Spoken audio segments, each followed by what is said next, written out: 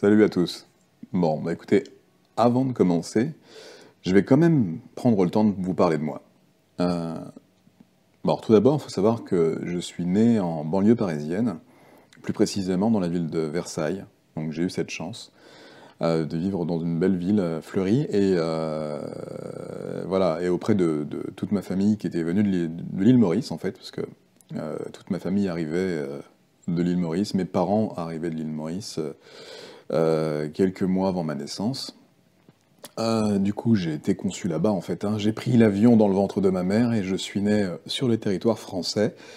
Voilà, en bonne santé, de bonne constitution et avec un bel environnement dans lequel j'ai pu évoluer. Et j'ai fait d'ailleurs ma scolarité à Versailles. Toute ma scolarité a été faite à Versailles. Et puis voilà. Puis un jour, j'ai décidé de quitter l'école assez tôt, en fait, pour travailler. Travailler parce que bah, ma famille avait des revenus modestes et j'avais une profonde envie de les mettre à l'abri. Voilà.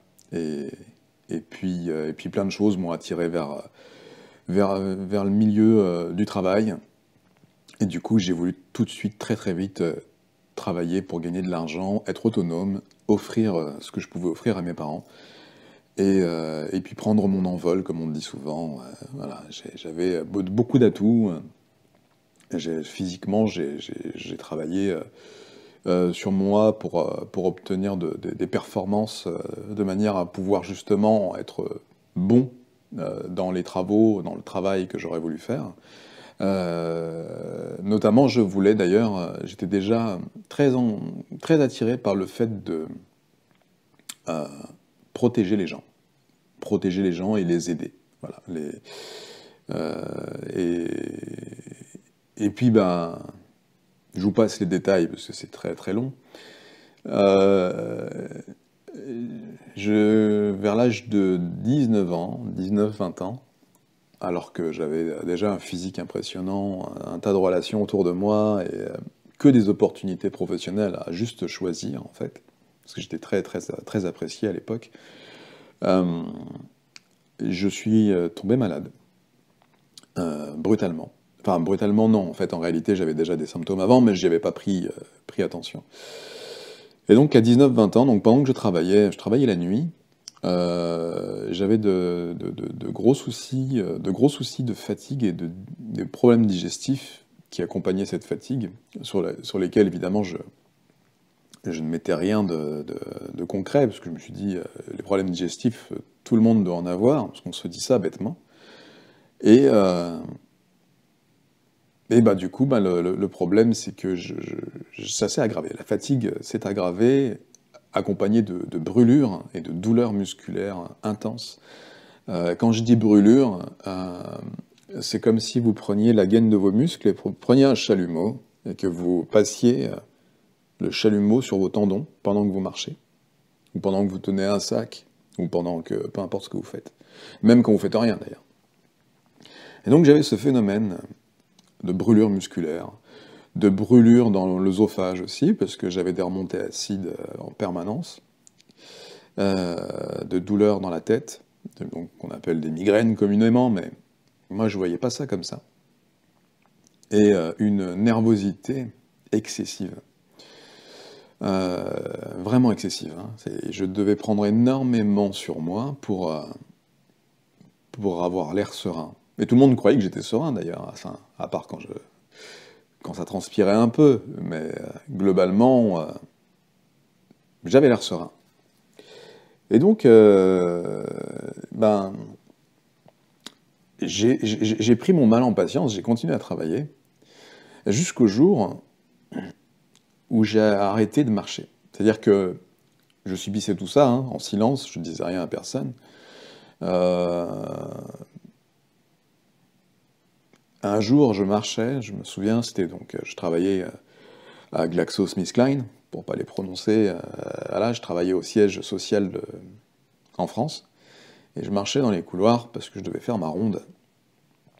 Et, et en fait, mon corps s'est arrêté de marcher. Je n'arrivais plus à marcher. Enfin, j'ai forcé, hein, mais c'est comme si tout d'un coup je passais de 84 kilos à 5000, non allez, 7000 kilos d'un coup. C'est-à-dire que tout d'un coup vous avez l'impression que vos muscles ne sont pas adaptés pour tenir le poids de votre corps. Et c'est bizarre à vivre.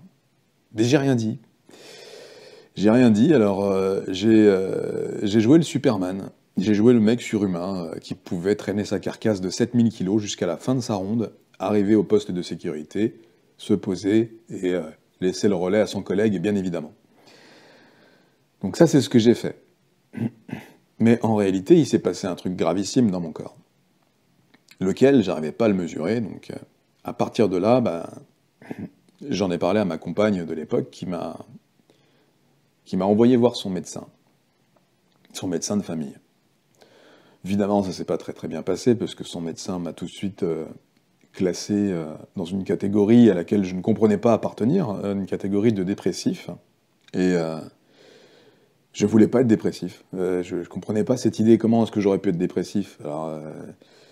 Alors oui, là, tout d'un coup, c'est dur, parce que j'ai mal, je souffre, mais j'étais pas dépressif, j'avais aucune raison de l'être. J'avais qu'à tendre les bras et j'avais du monde autour de moi, j'avais de l'argent. Je pouvais avoir le travail que je voulais presque, en fait. C'était assez simple. J'avais pas de raison, là, de croire qu'il y avait un problème dans ma tête pour que ça engendre cette fatigue. Mais bon, le médecin généraliste, lui, m'a tout de suite orienté vers un état dépressif.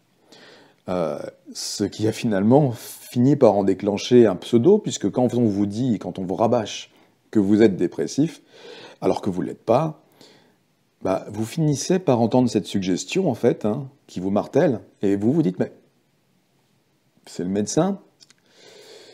Bon, peut-être qu'il a raison, peut-être que je suis dépressif, et puis vous finissez par trouver une raison qui vous rend dépressif. Alors qu'en réalité, il n'y a pas de raison qu'on puisse trouver, hein, mais peu importe. Donc j'ai été dépressif, selon le médecin. En sortant de là, j'ai juste voulu foutre ma voiture dans le décor, avec moi dedans, bien sûr. J'avais envie d'appuyer très très fort sur l'accélérateur et de sortir de la route et de percuter un arbre, mais je me suis retenu, encore une fois. Donc, voilà le début de mes embêtements. Parce qu'en fait, ça n'a fait que s'aggraver par la suite. C'est-à-dire que j'ai décliné très rapidement avec les brûlures musculaires, les faiblesses musculaires. Donc pour vous donner un aperçu, avant, je pouvais soulever sans problème un réfrigérateur à une seule main.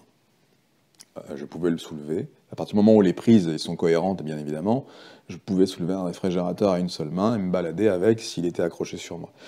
De la même manière que prendre une machine à laver ou un quelconque meuble seul ne me posait pas problème. Quand j'étais avant mes 18 ans, hein, avant mes 19 ans. Hein, bon. Et là, tout d'un coup, je pouvais plus.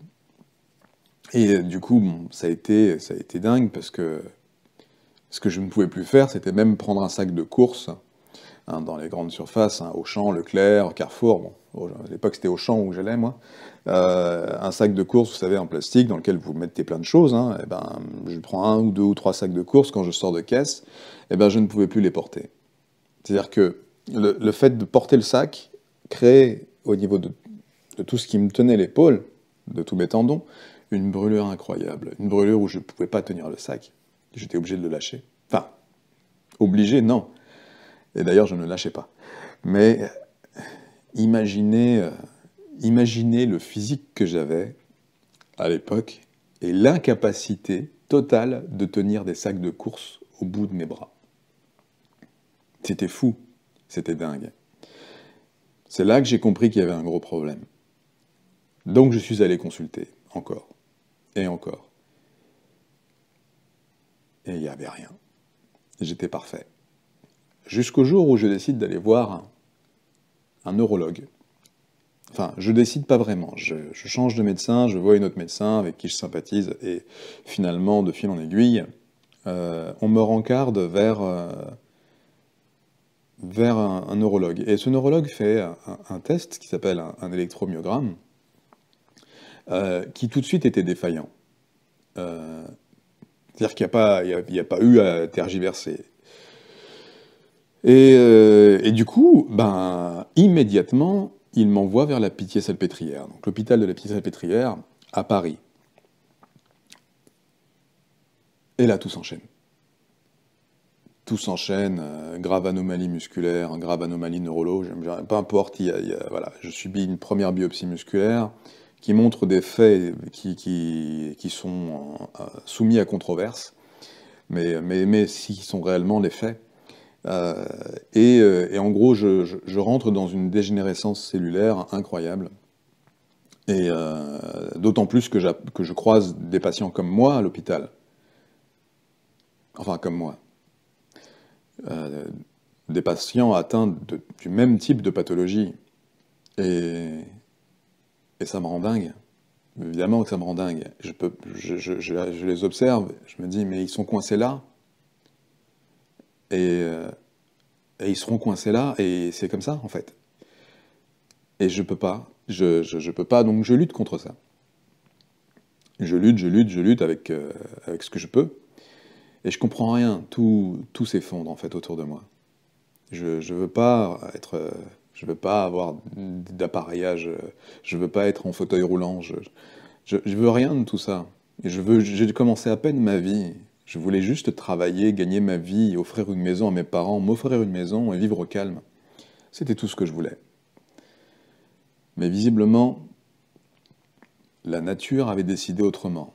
En tout cas, ma nature a modifié certaines choses à cause de certains enfin, phénomènes extérieurs et facteurs extérieurs qui ont aggravé la situation. Et du coup, mon corps s'est mis en autodestruction, quoi. Tout simplement. Alors, je schématise pour pas rentrer dans le détail, parce que ça va être très long. Évidemment, j'ai beaucoup d'indices et de, de véritables outils pour pouvoir vous dire ce qui s'est réellement passé, mais globalement, mon corps est rentré dans une phase d'autodestruction massive. Donc en gros, ma pathologie musculaire, euh, qui n'est toujours pas étiquetée d'ailleurs aujourd'hui, hein, donc je rentre dans une forme de myopathie, et, euh, et en fait, je, je, je, je- je suis soumis, selon l'idée de certains professeurs, à je suis victime de deux maladies auto-immunes. Donc auto-immune, hein, on revient sur le principe de l'autodestruction. Euh, et, euh, et là, je comprends pas, parce qu'en fait, la médecine m'a induit en erreur, faut le savoir. Euh, la médecine m'a induit en erreur dès le départ, en me disant que c'était probablement une défaillance génétique, qu'il fallait trouver le gène défaillant. Et donc, chaque année, j'ai signé un papier pour pouvoir donner légitimité à ces recherches. Donc en gros, il fallait que je signe une décharge qui disait qu'on faisait des recherches génétiques pour pouvoir trouver si c'est pas cette protéine ou celle-ci qui serait défaillante et qui pourrait causer chez ma personne le nombre de défaillances qu'on peut déceler. Bon, il s'avère que il n'y avait pas que mes muscles qui étaient atteints. Euh, alors concrètement, c'était une myopathie, donc les muscles étaient atteints, mais bizarrement les muscles les plus forts. C'est-à-dire que tous les muscles les plus volumineux et les plus puissants chez moi, c'était les premiers à avoir été affectés. Donc aujourd'hui, si vous voulez, ces muscles-là sont morts. C'est-à-dire que j'ai souffert, hein, j'ai souffert. Je me suis vu avec mes muscles disparaître en fait, progressivement et par étapes, euh, par étapes successives. Et ils sont morts. Et j'ai subi les douleurs liées aux nécroses, incroyables. Enfin bon. Et en gros, je schématise, parce que si je vous raconte 20 ans d'hospitalisation, vous allez vous dire, mais attends. Mais en gros, on m'a induit en erreur à plusieurs reprises. On n'a pas voulu me toucher à plusieurs reprises parce que j'étais suivi par les plus grands. Donc quand j'allais voir les confrères, ils me disaient on vous touche pas. je trouvais ça quand même bizarre de la part de la médecine de ne pas vouloir me toucher. Mais bon, dès qu'il y avait le compte-rendu médical qui disait qui était à la tête de la décision de ce qu'on disait sur moi, on ne me touchait pas. C'est vrai hein, ce que je vous raconte, hein, c'est pas, il n'y a pas d'affabulation ni quoi que ce soit. Et, euh, et donc progressivement, ben, j'ai vu mon état, voilà, j'arrivais plus à avoir de rapport sexuel, je ne pouvais plus lire quoi que ce soit. J'ai toujours des soucis pour lire quelque chose parce que j'ai pas d'intérêt à lire, mais là je ne lisais plus du tout, je voyais flou, j'avais une hypersensibilité auditive. En gros, mon système nerveux a fait ce qu'il voulait, hein. Il m'a foutu en l'air. Voilà, pas de rapport sexuel, je pouvais pas être aimable, parce que j'avais tellement de défaillances que forcément ça jouait contre moi. Et puis un jour, à un moment donné où je me rends compte que ça va être la fin, parce que j'ai vraiment cru que c'était la fin, hein.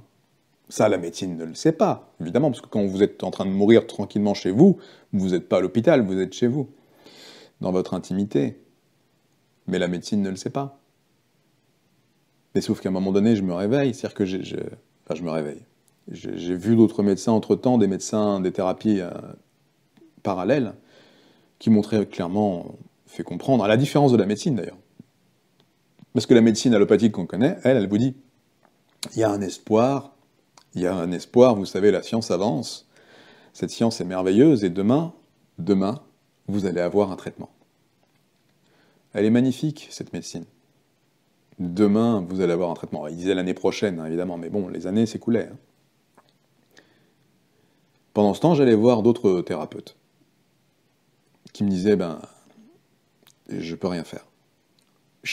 Tout le monde m'a dit la même chose. Ils ont été honnêtes, ils ont essayé, hein. Évidemment, ils ont voulu gagner un peu d'argent. Mais ils m'ont dit, je peux rien faire. Je peux rien faire, je peux rien faire, je peux rien faire. Et je suis désolé, je peux rien faire. Jusqu'à ce que je rencontre un médecin qui soignait des gens un peu plus aisés, que je n'avais pas les moyens de payer, d'ailleurs on m'a aidé à le payer, qui m'a finalement mis sur une piste d'intoxication.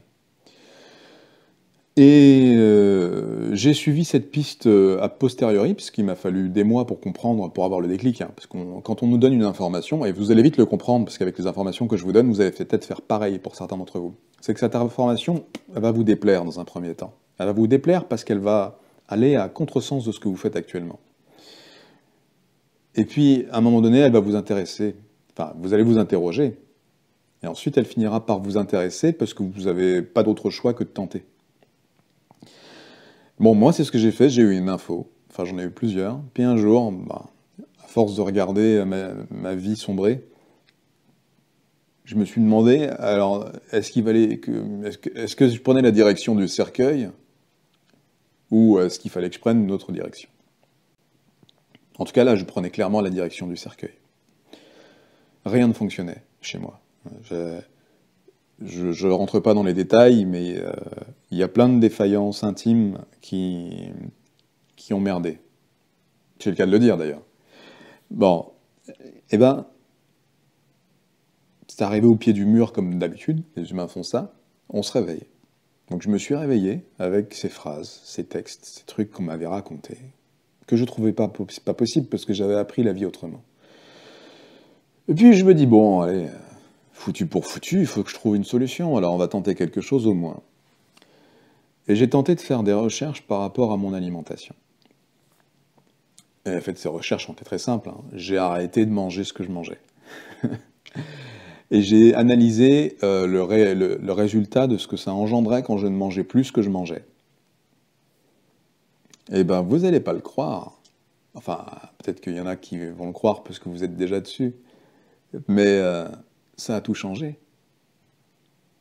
C'est-à-dire que en quelques semaines, j'ai pu limiter les inflammations. C'est-à-dire qu'en 8 mois, j'ai créé un protocole alimentaire, isolé hein, dans mon coin, dans ma chambre, hein.